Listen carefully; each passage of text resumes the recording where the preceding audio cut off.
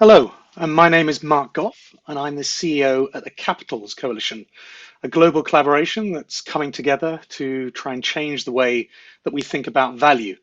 And we're here today to look at a new report that's going to be launched by Orbitas. Some very exciting work going on. We've got some great speakers here. Now, the issues around climate change will be familiar to all of you on the call today. There's an awful lot going on in the world to try and address how we can challenge the problems that we face through climate change. And this new report today is going to take us a step further, a very important step that we're going to see spread out through the conversations that we're going to have here. Climate change obviously means a major transformation, not just across the economy, but across particular sectors. And today we're going to be looking at agriculture and the role that that plays within transition risk. Companies are obviously increasingly being asked to assess and disclose their climate risks, such as the Task Force for Financial Related Disclosure and various other things that we can see businesses now picking up on. And today we're going to be bringing together not just the agricultural and the risk side of it, but also those elements around business and what needs to be done. The organization I work for, the Capitals Coalition, is working with organizations around the world to help them to better understand their risks and opportunities through the use of a concept called capitals. The idea that if we invest in something, we get a return. So not just financial capital investment, but also natural capital, social capital, and human capital. And that is one of the ways that we can see this report's findings actually being put into practice in different countries around the world. So first of all, we're going to go over to a keynote speech, which is going to come up in a minute. I think we've got a couple of slides first, though, please.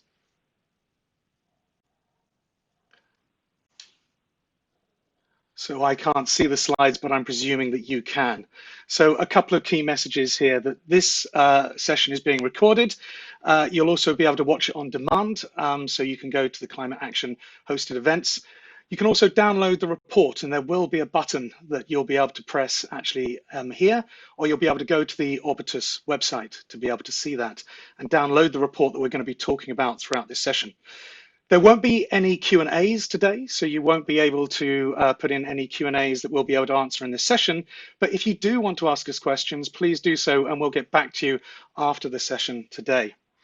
A couple of things just about climate action as well. Climate action is obviously, climate action has obviously been around for some time now and has been hosting a lot of events like this. This event by Orbitas today is an initiative established by the Climate Advisors Trust with support from NORAD and GIZ to assess the communications and the risks and opportunities that climate transition presents to tropical agriculture.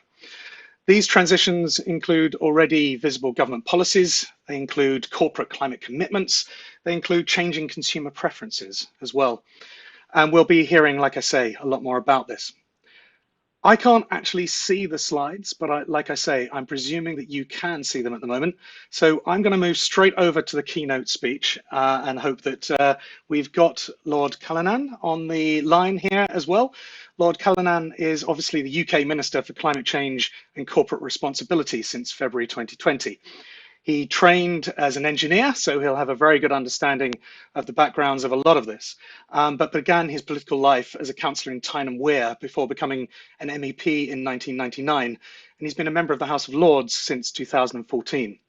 So I'll hand over to Lord Callanan now. Thank you very much indeed, and welcome to this afternoon's session. Let me start by offering my congratulations to Mark and the Orbitas team on launching this landmark report about agriculture in the age of climate transitions. And we certainly are in an age of transition because, of course, coronavirus has changed literally everything. The pandemic has claimed over 1 million lives, and the fallout has affected every economy on Earth. But this will be dwarfed by the impact of climate breakdown and environmental degradation. And we have an opportunity now to do things differently. This could also be a transition for global climate leadership.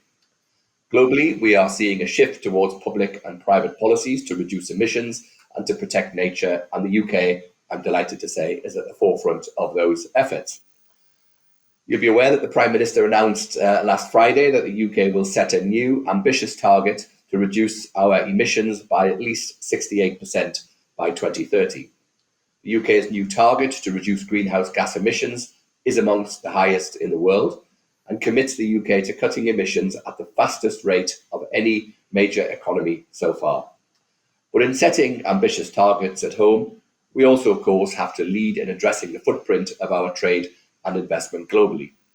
So I would like to tell you about 3 important ways that the UK is also stepping up to address our international impact: the Global Resource Initiative, green finance, and partnership through COP26. Firstly, the Global Resource Initiative. In March, an independent task force, the GRI, told us how we could strengthen our efforts to tread more lightly on the environment and make the most of the market transition to sustainability. In response, the government introduced a package of measures, including world-leading legislation that will make it mandatory to conduct due diligence in agricultural commodity supply chains. As a consequence, large businesses operating in the UK will be required to stop all illegal deforestation in their supply chains.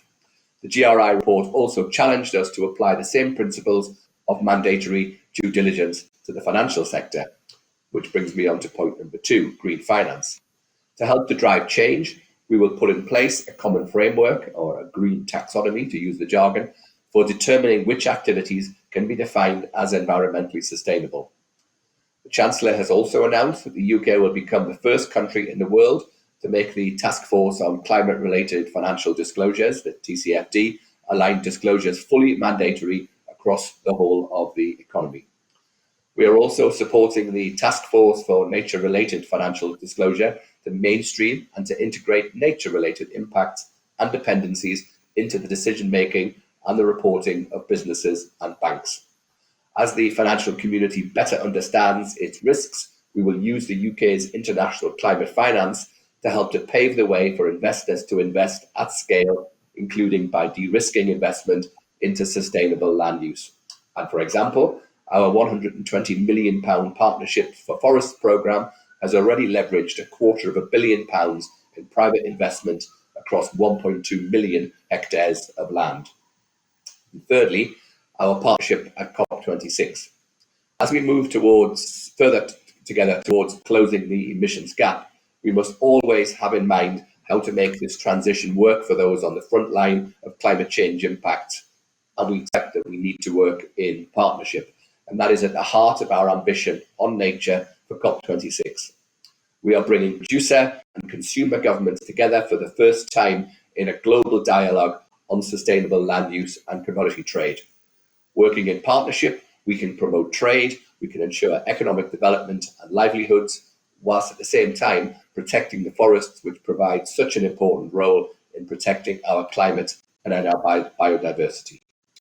The transition to sustainable global land use has to happen.